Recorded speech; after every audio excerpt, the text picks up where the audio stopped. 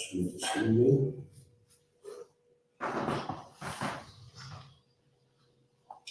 This chapter is entitled Further Consideration of Devotional Principles.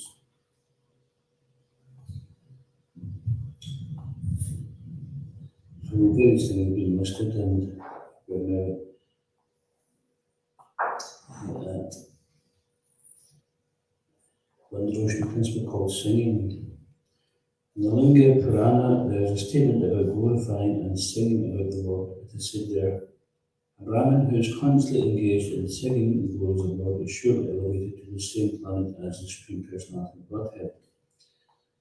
Lord Krishna appreciates this singing even more than the prayers offered by Lord Shiva. So this is the importance of Kirtan. For all you Shiva Bhaktas out there. The next one is called Sankirtan.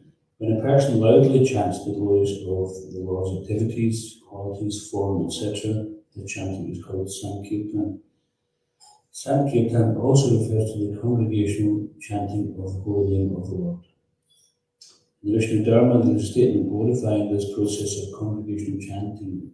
My dear king, this word Krishna is so auspicious that anyone who chants this holy name immediately gets rid of the resultant actions of sinful activities from many, many births. That's a fact. There is the following statement of Chaitanya Caritamarta. A person who chants the holy name of Krishna once can counteract the resultant actions of more sinful activities than he is able to perform. A sinful man can perform many, many sinful activities, but he is unable to perform so many that they cannot be wiped out by one single uttering of Krishna. In the 7th canto, 9th chapter, verse 18 of Srimad Bhagavatam, Maharaj Prahlad offers the following prayers to the Lord. My dear Lord and Savior, if I can be elevated to the position of your servant, then it will be possible for me to hear about your activities. You are the supreme friend, the supreme worshipful deity. Your pastimes are transcendental, and simply by hearing of them, one can counteract all his sinful activities.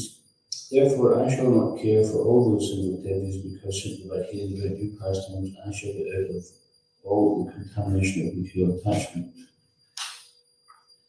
There are many songs about the Lord's activities. For example, there's Brahma Samhita, sung by Lord Brahma, Narada Pancharatra, sung by Narada Muni, Srimad Bhagavatam, sung by Sukadeva Goswami. It's quite a long song. If these songs are heard by any person, you can easily get out of the clutches of material contamination. This is the importance of hearing from authorized sources. There should be no difficulty in hearing these songs of God. They are coming down from many, many millions of years ago, and people are still taking advantage of them. So why at this time should one not take full advantage and thus become liberated?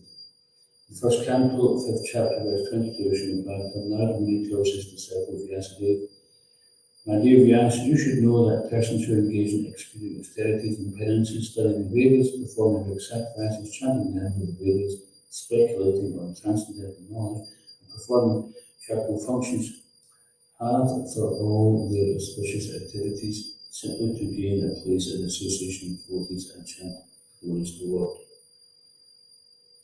It is indicated here that chanting about and glorifying the Lord is the ultimate activity of the living entity.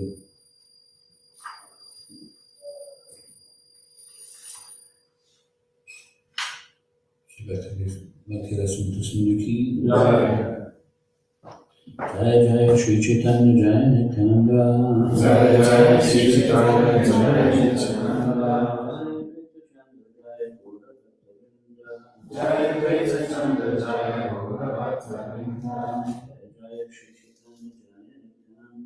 Jai Jai Shri Chaitanya Jai Nityananda. Jai Chaitanya Jai Gaurabhakta. Jai Jai Shri Chaitanya Jai Nityananda. Jai Jai Shri Chaitanya Jai Nityananda. Chandra Jaya Guru Bhakta Vrinda. Jaya Krishna Chandra Jaya Gaura Bhakta Vrinda. Hare Krishna Krishna Krishna Hare Hare. Hare Krishna Krishna Krishna Hare Hare. Hare Rama Rama Hare Hare. Hare Rama Rama Hare Hare. So we start from 348. So this is reading from Sri Chaitanya Caritamarta, Madhya chapter 20, entitled The Lord Instructs Nagari Swami. So we're continuing this conversation here.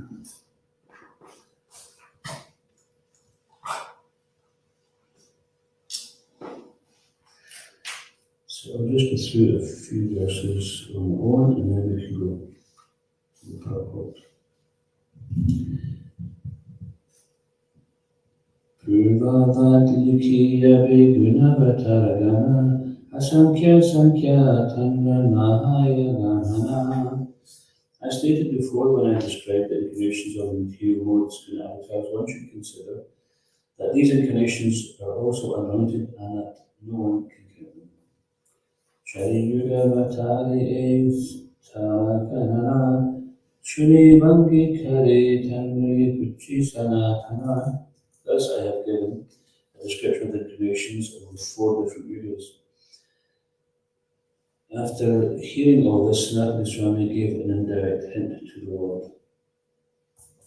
Raja Mantri Sanatana Bhujivi Haspati Prabhurati Pati Puchi Asanko Chamati. Sanatana Swami had been a minister under Nawab Hussain Shah, and he was undoubtedly as intelligent as Brihaspati, the chief priest of the heavenly kingdom. Due to the Lord's unlimited mercy, Sanatana Swami questioned him without hesitation. Okay, we can do this one together. Ati Shudra Jiva Muni Nichachara Ati Kshudra Jiva Muni Nichachara Ati Kshudra Jiva Muni Nichachara Kimane Janiva Kalite Kon Avatara Kimane Janiva Kalite Kon Avatara Kimane Janiva Kalite Kon Avatara Ati Kshudra Jiva Muni Nichachara Ati Kshudra Jiva Muni Nichachara Kimane Janiva Kalite Kon Avatara Kimane Janiva Kalite Kon Avatara Ati Kshudra Jiva Muni Nichachara Ati Kshudra Jiva Muni Nichachara Kimane Janiva Kalite Kon Avatara Kimane Janiva Kalite Kon Avatara Ati Kshudra Jiva Muni Nichachara Ati Kshudra Jiva Muni Nichachara Kimane Janiva Kalite Kon Avatara Kimane Janiva Kalite Kon Avatara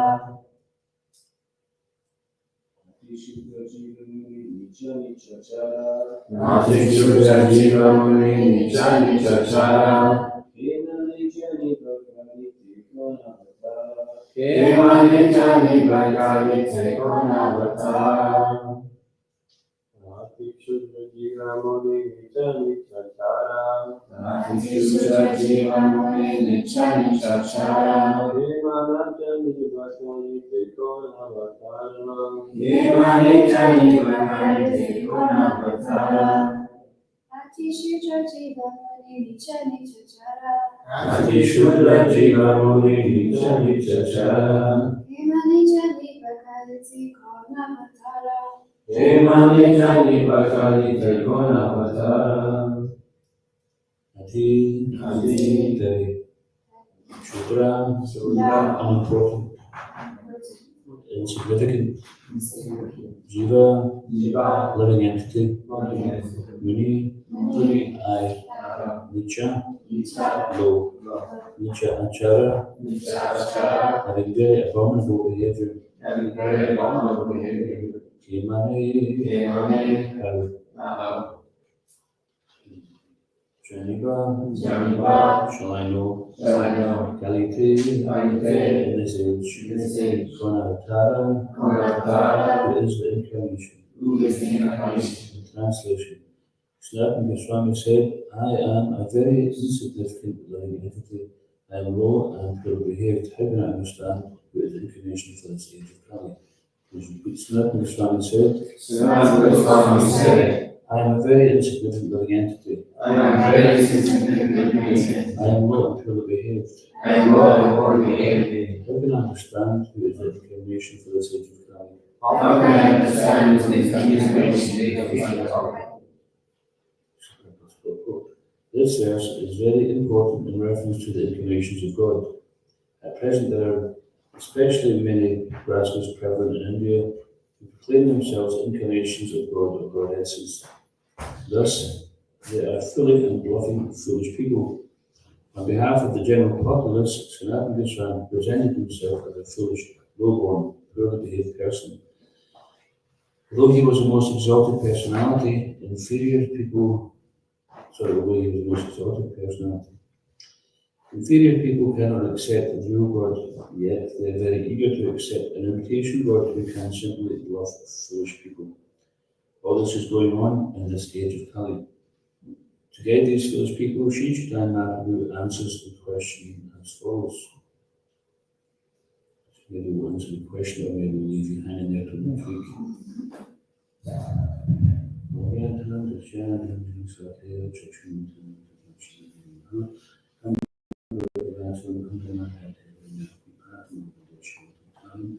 Jai Shri Chaitanya Caritamarta, Shri Prabhupada Prana. Hare Krishna, Krishna Krishna, Hare Hare, Hare Rama, Rama.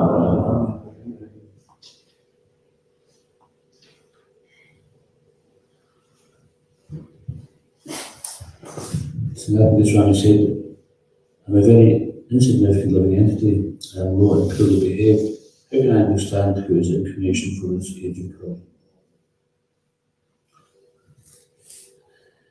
So this is the mood of approach. This is Arjuna's mood also, in Bhagavad Gita, chapter 2, verse 7. Anybody know that verse? Sanskrit or English?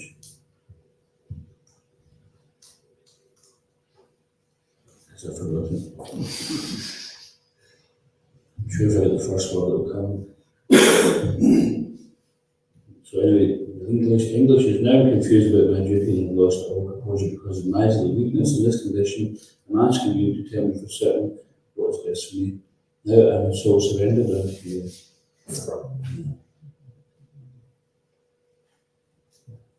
Please instruct me if something understood now.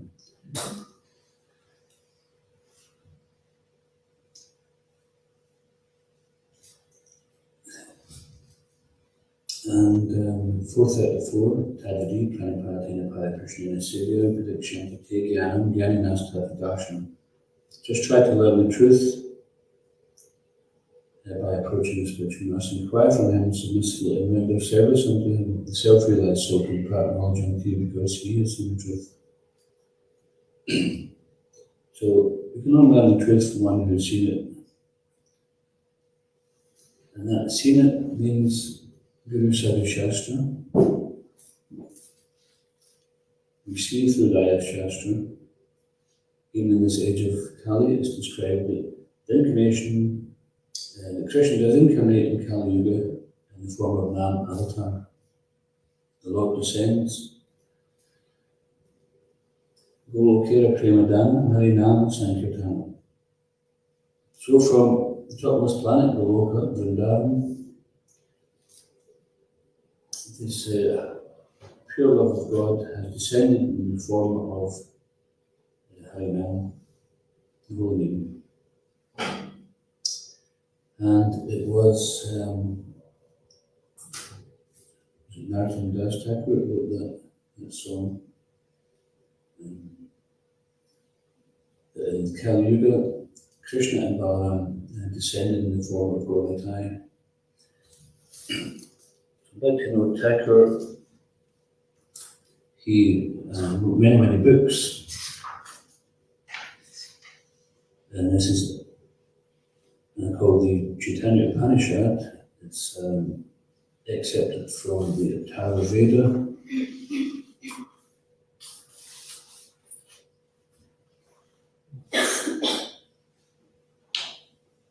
And here, Lord Brahma is asking his son, Pipalad, I won't do all the Sanskrit here, but the English translations. Carrying fire in his hands, Pipalad humbly approached his father, his father's Lord Brahma, and asked, "Oh my Lord, please tell me how I may attain an auspicious life." Lord Brahma replied, "Be satisfied by remaining always celibate and perform austerities.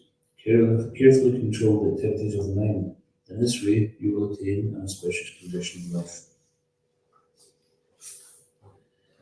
People had followed these instructions, and after having become pure in his own heart and mind, he again approached his father and asked, "My Lord, please tell me how the sinful living entities in Kali Yuga may be delivered." So this is typical. When one is purified, then they become concerned for the suffering of others. And the devotees, because they say that the nectar of devotion said that one of the first symptoms of pure devotion service is to become relieved from material distresses. So while we're trying to mitigate our material miseries by enjoying the senses or enjoying on sort of platforms the mind, intelligence, etc., then we're simply becoming more entangled. Srila Prabhupada explains this in the purport to the Maha Mantra, that the more we try to lord over material nature, the more we become entangled in our complexities. So he says her complexities, he's actually personifying this, because that is Maya Devi is servant of Krishna, Durga. Durga means to put into difficulty. Machita Sarva Durgani, Prasada Tarishisi, Tatetram Mahankaram Nashoshisi, Vinamshisi. Machita Sarva Durgani, if you become conscious of me, Machita Sarva Durgani, all obstacles you can cross over. If, however, attach it, Tvam Ahankaram, so if through false ego, you do not act properly, but act through false ego, not hearing me, Nashoshisi, then Vinamshisi, then our consciousness becomes inauspicious or vanquished. So this Krishna consciousness movement is based on the simple principle of the Yuga Dharma, which is Harinama, Harinama, Harinama, Eda Kevalam, Kalo Nischeva, Nischeva, Nischeva, Thiranita. And we're told that when something this is quoted from the Brihad Naradiya Purana.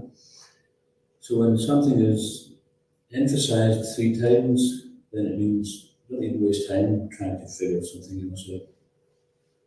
You can do this, you can do that, but ultimately, if it was just said once, then maybe something as well. But when it's said 3 times, it's just Kali Yuga is too short. Don't spend the time trying to perform big yogis.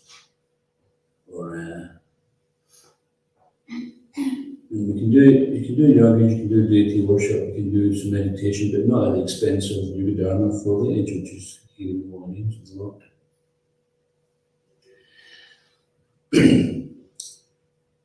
So Paradukha Dukhi, this is the mood of Pipalad here. As he becomes free from whatever sinful reactions may be there, realizing his eternal spirit soul, and his compassion is not like Arjuna's original compassion, which was Sochanam Vasochas Tvam Pragyam Shivashas Dasanavatasams Chant Nanu Shochanti Pramita. Krishna says to Arjuna, while speaking learned words, you are mourning for that which is not worthy of grief. those who are wise, they meant neither for the living nor for the dead. So this lamentation was based, the lamentation of Arjuna was based on his identification with his relatives as some kind of exclusive clandestine thing, rather than seeing that we're all eternal servants. And Krishna further goes on to explain that this eternal individuality. I can't remember what was that one? Never was a time when I did not exist, nor you nor all these kings, nor in future shall any existence to be. So Krishna immediately takes Arjuna from the lamentation stage of identifying with the material body, with their relatives, friends, etc., onto the eternal spiritual platform. And says, you're not the body, you're mourning for that which is never alive anyway. The body is destined to be vanquished today or tomorrow. But not only that, not only you're not the body, but everybody here also is my eternal part and parcel, eternal individuals. He didn't say, never was a time when we were not one. If he wanted to say that, he would have said that sometimes unscrupulous people, they say, well, Krishna said this, but what he meant was by this. So that means they know better than Krishna. Krishna needs to go back to school. He's, and that's a fact, you know, when he was hearing from Sarvabhauma Bhattacharya, he couldn't understand anything that he said. Maybe that's a bit too far.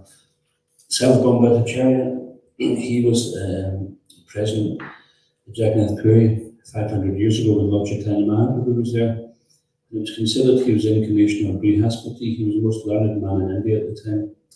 And he explained this at Varana verse to Lord Chaitanya and his other students. After 7 days, Lord Chaitanya hadn't said a word, no questions. And he said to him, my dear student, have you heard everything I've said? Yes, I heard everything you said. Have you understood it? And he says, no. He says, what you're saying is actually wrong. And then he quoted the true meaning, and Sarvabhauma Bhattacharya was stunned at this, and Lord Chaitanya revealed his butch form, 6-armed form, because Sarvabhauma Bhattacharya, imagine, because he was fairly old, imagine he spent his life teaching this impersonalistic philosophy, and with such a great reputation, and then your student not just tells you you're wrong, but he shows you wrong, and then you feel like you've just wasted your whole life. And that must be quite devastating. But Lord Chaitanya, in order to pacify that, he showed him his 6-armed form, and he welcomed him into his entourage of eternal service. And he became a great propagator of the holy name, even though previously Sarvabhauma Bhattacharya, due to his being brought up in a Brahmin family in those days, maybe in some places also it still exists in the caste system, but particularly in those days, even if an untouchable or an outcast shadow touched you, then you consider yourself unclean. And people were quite rough about it, you know, they beat people with sticks and things, you know, keep away, they'd have a stick, just a bit mad. Not exactly like an Brahminical quality. So we can see this false representation of the Varnashram Dharma. Krishna explains in Bhagavad Gita, Guna Karma Vibhagasaha, by Guna, by Karma, by your qualities and activities, that will determine what stage you're at. So if someone is born in a Brahmin family, that they're breaking all the Brahminical principles, then they can't be considered a Brahmin. Conversely, if someone's born in a Shudra family, but they have all the Brahminical qualities, then they are actually a Brahmin. So it's not simply a hereditary thing. And the examples are often given that if you want to be a surgeon, then you study under a surgeon and you learn the skill, the qualities of that. But simply because you're born the son or daughter of a surgeon doesn't automatically make you such. You still have to get the qualifications. So unfortunately in Kali Yuga, this has sometimes been the case. So Sarvabhauma Bhattacharya, he actually, you can visit his house in Jagannath Puri. Anyone been to that place? And you can see the room where Lord Chaitanya exhibited this six-armed form, Sarvabhauma Bhattacharya. And just outside that room, in the courtyard, there is a tunnel which goes from there to Jagannath Puri. He was the head pujari in Jagannath Puri. And in order so that he didn't get contaminated going to the temple, imagine every time you try to go to the temple, a Shudra's or an untouchable shadow touches you, you've got to go back for a bath. You just be going back and forward, get about 108 baths a day. You'd be very clean, but you wouldn't get any service done. So somehow or other, they went to the extent of making a tunnel between his residence and Jagannath Puri temple. It's not opened any longer, so unless you're a great fan of snakes, then probably wouldn't want to go down there. Because these places, when they're abandoned, snakes take residence in them. But then after that, after Lord Chaitanya had enlightened him that he was actually a very limited realization of the different aspects of God realization, Brahmatmi, Paramatmati, Bhagavan, Ekti, Sabjati. So Brahman certainly is an aspect of God realization, just as much as the sun rays are an aspect of the sun. But that is called the first stage of God realization, to realize there is a power and we are somehow also connected to that power. We have that power also. But the differentiation is coming also, Paramatma, that we actually realize that Prakash, that Brahman, is emanating from a person, and through purification one can understand that the Lord is within the heart.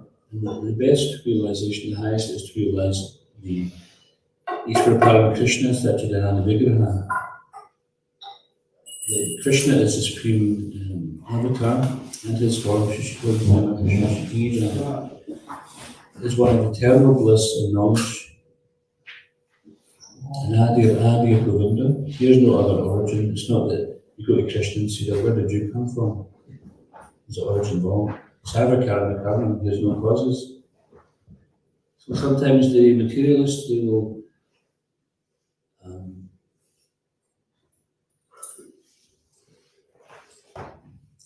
they will say to the theists, so who made your God? And they can simply say, well, what caused your Big Bang? Same thing. But their answer is that God is the cause of all causes. Can they say the Big Bang is the cause of all causes? Well, nothing caused it. There must be something. If there was nothing to begin with, they say there was an infinitely dense particle which imploded, exploded, whatever it did. You know, if I'm out of date, then someone will often correct me, but this is what I heard some years ago. So if there was such a thing as an infinitely dense particle, where would it come from? What was the purpose of it being in existence? So anything but except the real story, which is there is a God. This is the argument between the knife and the scissors. Two men were arguing how to cut the cloth. One says, with the knife is better. The other one says, no, scissors is best. So they say, no, I tell you, knife, no, scissors. So it becomes quite a heated argument, and then they start physically fighting with each other. And as they're fighting, this fight is going on, and they fall into the river Ganges. And so the one who says knife is better, then he's subjugating the one with the scissors and pushing him under the water to drown him. So this is the water. And then his last action is you just see the hand come out from the water going like that, even as he's being drowned. He can't speak, he's underwater, but he does this. So this is that even if we can see there's evidence of this intelligent design. You know, it's like a car engine didn't just, it has to have all the necessary components. If one thing goes wrong, then the car's out of action. Just like I told you, his alternator went a couple of days ago, so it's not you can just keep on running without it. Or if another part goes, you can't keep running without it. So it requires all these interdependent parts. And at the time when they came up with this theory of evolution, then their understanding of what cells were was very limited. But with the microscopes and research they've done, they can actually see inside cells and see such complicated creation that all of these parts are interdependent. Take one part of it, the cell doesn't exist. So many of the scientists have now, with being open-minded, have understood, okay, this indicates intelligent design. So of course we can understand these things for the sake of explaining that to other people.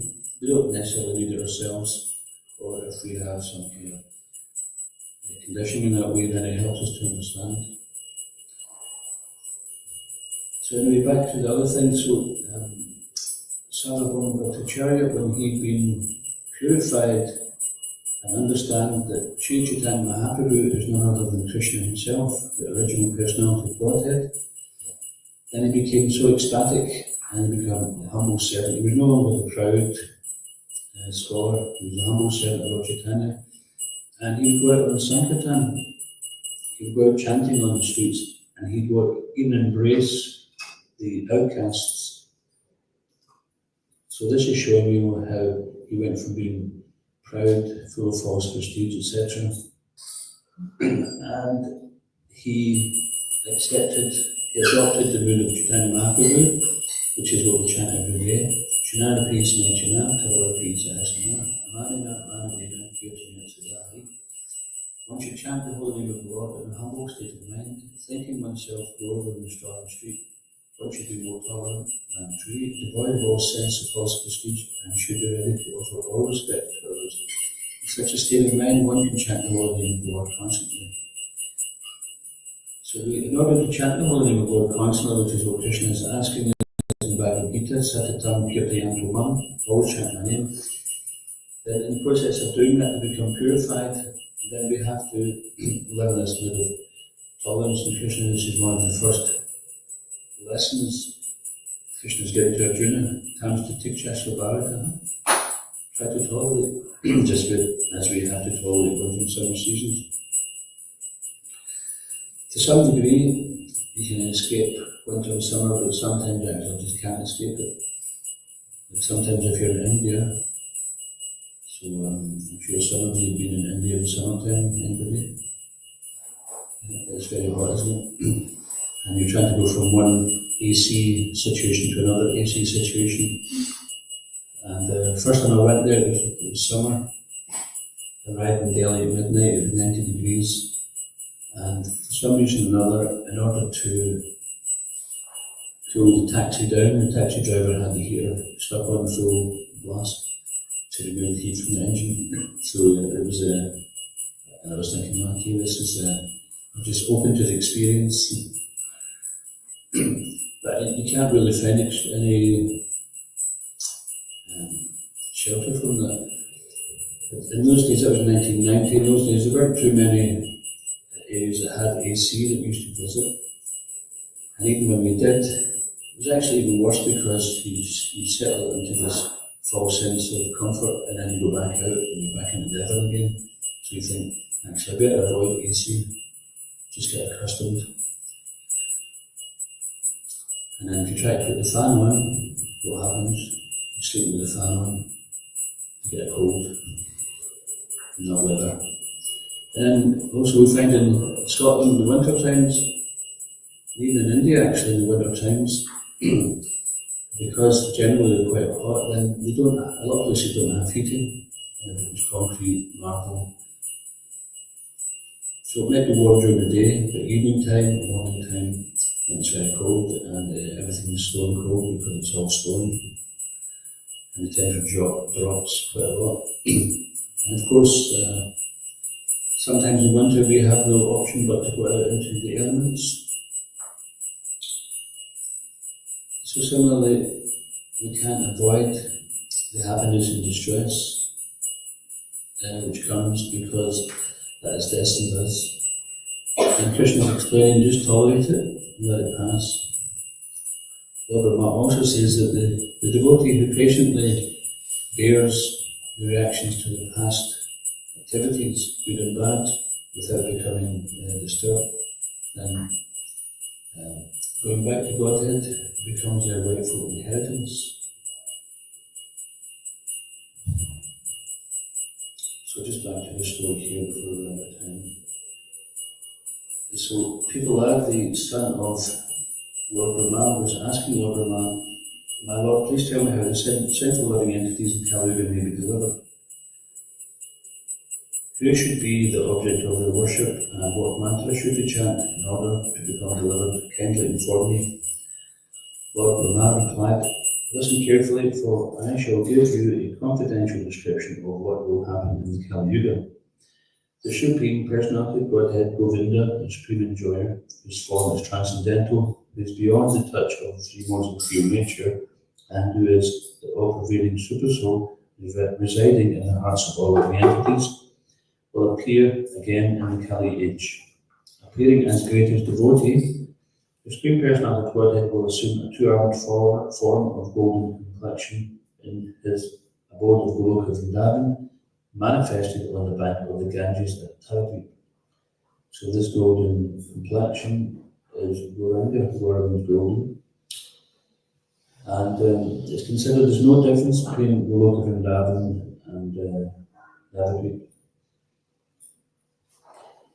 He will disseminate pure devotion and service in the world. This incarnation of the Lord is described in the following verses.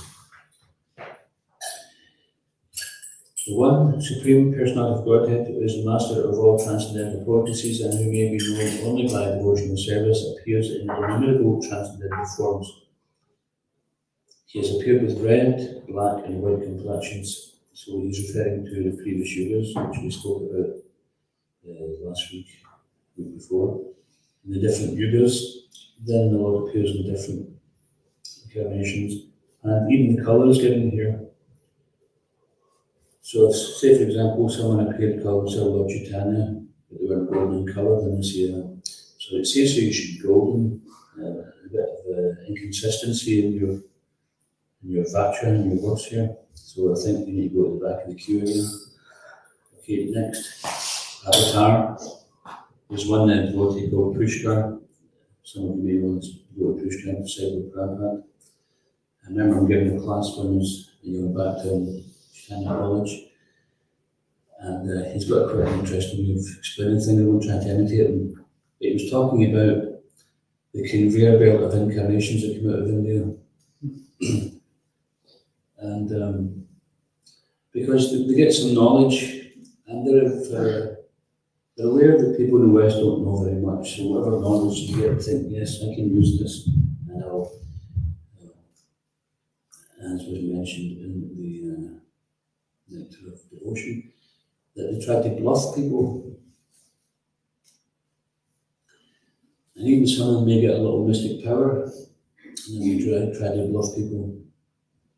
So there was one person he used to be able to, I won't mention his name because it doesn't merit being mentioned in the Bhagavatam class or CC class. But Tamil Krishna Maharaj, disciple of Srila Prabhupada, was preaching in Fiji, and they had one big program in public hall. And this person stayed up and said, "What do you think of such and such, as being incarnation of God?" So Maharaj, he didn't just say bogus. He said, "Okay, what makes him an incarnation of God? What can he do which would make you think he's an incarnation?" So he can produce some gold. So there's cities or perfections as the cities. So one of them is called Prapti City, where you can obtain something from another place and bring it and then manifest it again. So by some mystic power you can do that. So don't all run out trying to get it and become rich because it's temporary. So he had this practice city, he had it to some degree. So Tamil Krishna Maharaj says, "Okay, how much gold can he produce?" And he says, "Well, a few ounces." He says, "Right, what's the value of that few ounces?" For to take that down to the local goldsmith and ask him, "Weigh this and tell me how much it costs." So he says something like a few $100 or something like that. He says, "Okay, what else can he do?" He says that he can produce some apples. He says, "Okay, how many apples?" and say like maybe 5 or 6. He said, okay, and if you go to the marketplace, how much would that cost you? Say something like $2 or something. What else can you do? It produces some ashes. So if we go down to the crematorium, we can get ashes any day for nothing. So he says, damn cheap God. He says, if you can produce enough apples to feed the starving multitudes in Africa and India, at that time, this was back in the 70s, then he said, maybe we'll consider, but this is just, this is cheating, simply by doing this, cheap followers. Now it's mentioned that pure devotee actually has all mystic potencies waiting to serve him, but he doesn't use them because he knows this can just attract cheap following. And for people, see, sometimes people get involved in conspiracy theories or sensationalism. So that type of thing is not actually conducive to pure devotional service. It's a distraction, it's a type of sense gratification.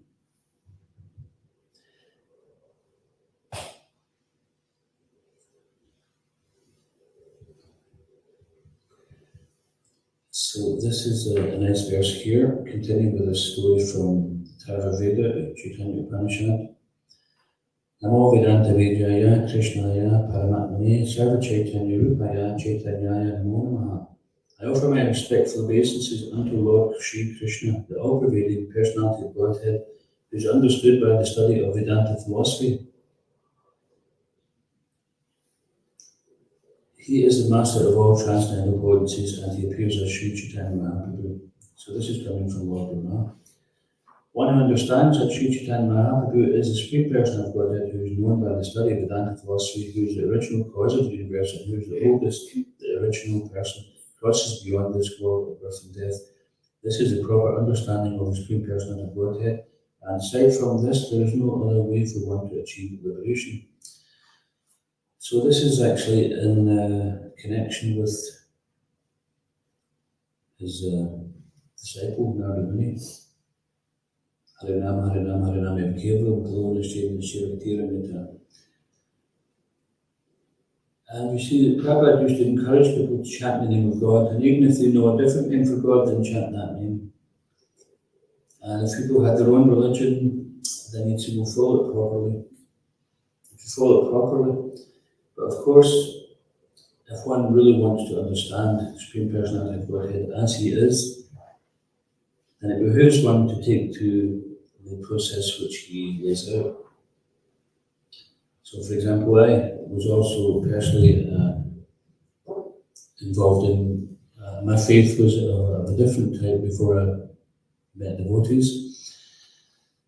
And when I met devotees, actually seeing that there was no argument, to me it actually became apparent that the religion I was following, there was no difference between that and Krishna consciousness. So you think, well, why change? Why not just stay where you are? Because if you want to understand more, and something's offering more, so if you learn your alphabet and your arithmetic, then you can say, well, that's fine, don't need to learn any more. So after you've been at school for about 3 years, then you know everything, isn't it? You don't need to go to school any further. So I seen it like that. The religion I was following, it was like a pocket dictionary.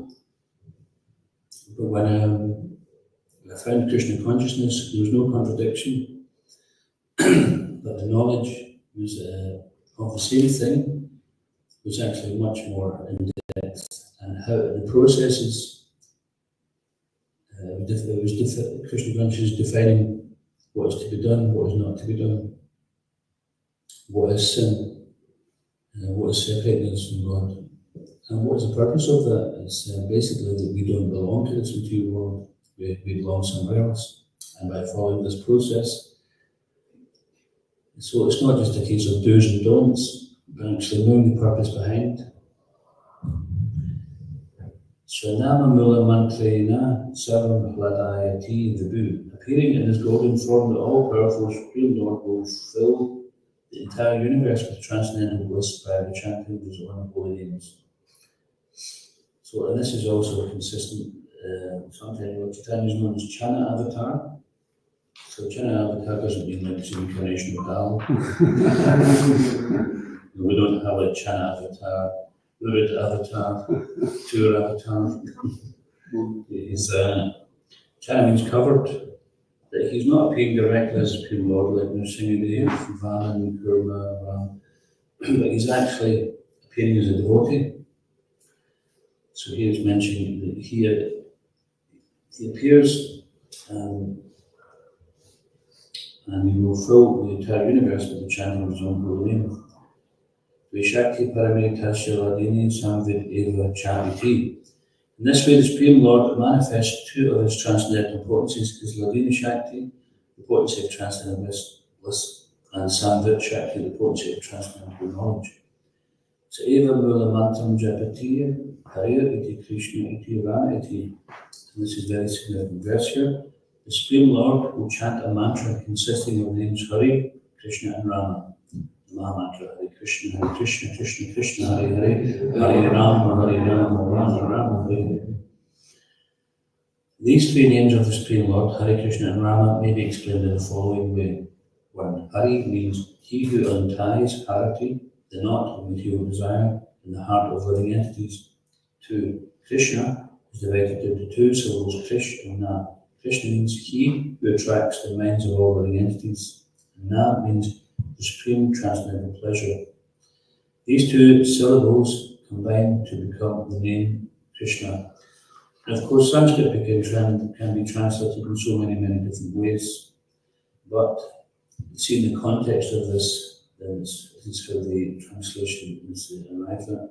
Rama means he who delights in Ramayati, all living entities. And it also means he who is full of transcendental bliss. Mahamantra consists of the repetition of these names of the Supreme Lord. Mantra Guya Paramo Bhaktivedya. Mahamantra, although it is very difficult to understand this Mahamantra, it may be understood when one engages in pure devotional service of the Lord. So we had one friend who started reading the books, and when he was reading the book, anytime the Mahamantra came up, and he'd just skip over it, and he's like, I don't see the need for this chanting. I'm interested in the books and the philosophy, and this Prabhupada seemed like a very dedicated sadhu. I don't see the need for chanting. And then he came along to one festival we did, and he'd never experienced kirtan before. And we usually started the festivals. It would generally be a 2-hour festival program in public halls, and we'd get roughly between like 50 to 400 people attending. And this one was in Bells Hill, not far from here. And he came to the festival, and as soon as the chanting started, and that was over, he came up to me and said, well, this chanting that you've tried to get me to do, he says, I see what it's all about now. And it just gave so much meaning to what he'd been reading.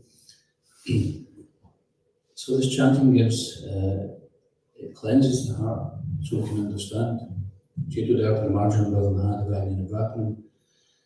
So the Chaitanya Caritamarta, the cleansing of the mirror of the mind, so that we can relish Ananda Mirivapanam, the ever-increasing ocean of transcendental bliss. Or we can choose not to chant and just not get access to that. And Vidya Vadu Jivanam is a life of all transcendental knowledge.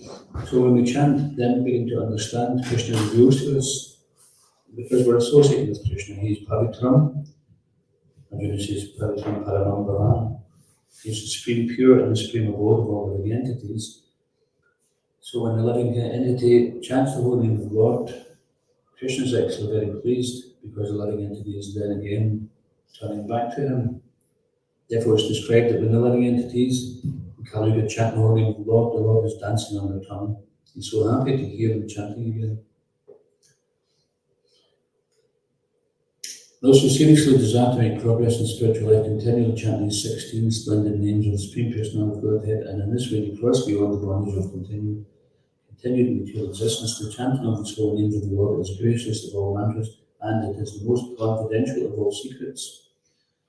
So if it's been spread on the streets, then how's it confidential? Usually if something's confidential, you don't tell anyone, isn't it? Anyone here good at keeping a secret? Or not? Don't reveal it, or is that a secret? So how can that be? How can it be confidential, but yet it's being spread all over? Anyone get any thoughts on that? No? The mantra itself is, I don't want to say confidential part, but the part of being the sound incarnation of the Lord, is that the confidential part? It's not necessarily confidential because we tell people that Krishna's name is not different. I'm quite happy to say that. But the realization of it, but we're getting there. Anything else? Without devotion, it's difficult to understand what Krishna is, even though we say to someone. So gradually we will come to the point of devotion. Yeah. And Krishna explains that in the Bhagavad Gita. This is the most confidential of all secrets. But there's hundreds of millions of Gitas being distributed, so how is it confidential? Because it's understood by devotees. Tesham Satadayukanam Bhajatam Pritipurvakam Didami Vidyotam Yenamam Priyantite. To those who are constantly devoted to serving me with love, I give them understanding by which they come to me, by which they can come to me. So this is how we actually get to the understanding. Then Krishna reveals that. It doesn't matter if you do Bhakti Shastri, Bhakti Vaibhava, Bhakti this, that. Well, it's good to do that. But that itself won't qualify one access into the confidential understanding, but through pure devotional service. So we'll just finish in a minute or two. Lord Chaitanya Mahaprabhu is the Supreme Personality of Godhead who appears as Lord Sankirtan and Lord Vasudeva.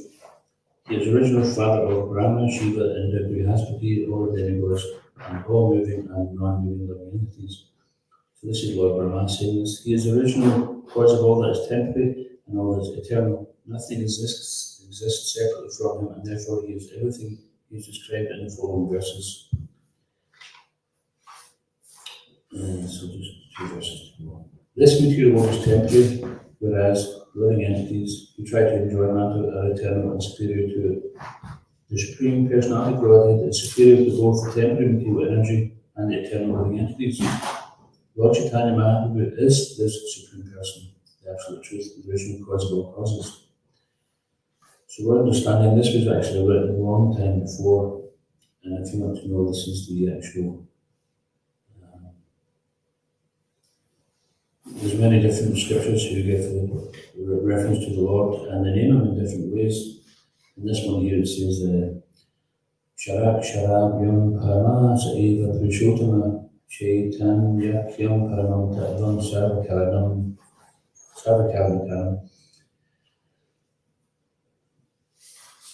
And finally, one who worships the Supreme Lord Chaitanya Mahaprabhu with devotion and always remembers him becomes free from all sins and completely pure, easily understanding the truth about the personality of Godhead and becoming free from all material limitation. Such a devotee attains the supreme law of life, which is unattainable by those averse to the Supreme Lord Sri Chaitanya Mahaprabhu. So this is the mood of Srinatha Goswami here, is that he's very, very humble. Although he's such an elevated devotee, he's saying, Nitya Chara, I'm low and my behavior is low. My achara is low. And how can he understand? So this is the symptom of pure devotee. He's very humble. He doesn't think, now that I've been chanting so long, and I've been serving so long, I'm actually really great, brilliant. And you guys, in fact, you don't see this, it's just the way that you admire. But no, that's a proud type of attitude. The more we become advanced, the more we think, I'm such a fool. So Srinatha Goswami here, he's showing us the mood we should approach and how we can understand who is this incarnation for the age of Kali. And there are many references in scriptures relating to that. So as well as scripturally, then when we become to serve, when we begin to take part in that mission of Chaitanya Mahaprabhu, which is to propagate the holy name of the Lord, then we begin to understand, we see the purpose behind that. So we may not, to begin with, be very compassionate ourselves, we may be more concerned with our own suffering, our own miseries. But even if we are, when we engage in serving that mission of the Lord, then gradually our suffering becomes, as we become more purified, becomes that we begin to see the suffering of others. And regarding the suffering, it's not necessarily simply just the material suffering, but seeing that they're separated from Krishna, this is a real suffering. In Lord Chaitanya's pastimes, there were many devotees who had different social circumstances. Some were rich, some were poor. Some seemed to be, there was one devotee called Kodacha Sridhar, who used to live by basically selling banana leaves, and bananas as well perhaps. And he was very, very poor, but 50% of his earnings, even though he was quite poverty stricken, would be utilised in the worship of Mother Ganga. So he was accepting his lot, but he was a very pure devotee. In fact, it's mentioned that in Krishna Lila, he was Kusumasava, one of the cowherd boys. So when we begin to understand, personally speaking, by reading Srila Prabhupada's books, then it becomes easy to understand who is a genuine article and who is a bluffer. This is the word here used, that inferior people cannot accept a real God, yet they are very eager to accept an imitation God who can simply bluff foolish people. All this is going on in the age of Kali. To guide these foolish people, Sri Chaitanya Mahaprabhu answers this question as follows. We'll get that next week. Any comments or questions, please? Thank you for beautiful class. I was wondering, you mentioned about the confidentiality of the holy name. So yesterday in the street, I was stopped and I was asked about one of the Muslim guys about one of the wheels, one of the dasas of the Krishna, right? You were Asked. Yeah. And is it both the same? Because like pastimes and the holy name is not different from Krishna, right? So trying to explain also is like an offense because we try to glorify the pastime, but he's not believing it. So what should be like a response? How should they deal with this? so when you're it's interesting, we call it preaching. The word is actually prachar. Although as is often the case, is there's no real English counterpart to some of the Sanskrit terms. So the word prachar really means overflowing. So, for example, if you have so much money, you don't know what to do with it, you start giving it away, isn't it? Like you see sometimes people become so wealthy that they have so much money, there's not enough time left in their life to spend it, so they start to think, well, let me open up altruistic situations. Like there was this very wealthy Scottish man called Andrew Carnegie from Dunfermline. He made his fortune in America in about 1900, early 1900s, late 1900s, early 20th century. He was such a wealthy man, but certainly throughout Scotland and possibly other parts of the world, he would open up libraries and other institutions because it's so much. and he had some piety there, so he wanted to give back. So similarly, when the devotee, they've got so much Krishna consciousness, they can't contain it to themselves, they want to give it, it's overflowing. So we call it preaching, but that preaching has kind of negative connotation because it means like, I'm right, you're wrong, I'm telling you something, you should listen. It's more sharing. So It's described that one should not preach the glories of the holy name to a faithless or atheistic person, so we have to understand the audience you're speaking to. This is called dasa, kala, patra, time, place, and candidate. Prabhupada sometimes explains it desh, kala, patra, time, place, and circumstance, and sometimes he explains it time, place, and candidate. So sometimes if you read, or if you hear Prabhupada's conversations, sometimes you hear him say one thing to one person, and a different thing to another, and you think, oh, that sounds contradictory. But he's speaking according to time, place, and candidate. The example sometimes we give is that two devotees had just received sannyas. And Prabhupada said to one of them, now you go and travel all over the world, don't stay in one place any longer than 3 days, always do a move. And he left the room and said to the other one, says, now you stay in this place for the rest of your life. So they're both sannyasis. Of course, there's a term called kshetra sannyas as well, where one actually just takes a vow to remain in one place and serve in that one place. And Prabhupada could understand where they were best to be placed. So we have to understand, and how to understand is not just by telling, but asking, find out something about them. And not to take them to something which is way beyond them. So even understanding God, sometimes Prabhupada we don't speak about God, just speak about the soul. First understand the sample of God. So in science then we understand the nature of something by taking a sample. Take a sample from the ocean, take a sample from the coal mine, from the earth, and you try to determine the sample, and that will tell you what is the nature of the bigger thing. So Prabhupada encourages just to try to understand your own nature, understand that you're the spirit soul, you're not body. So try to keep it on that simple level, and not go too far beyond that. Is that okay? So we'll just stop there.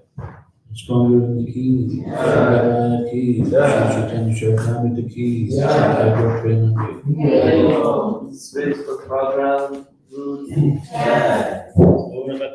Key.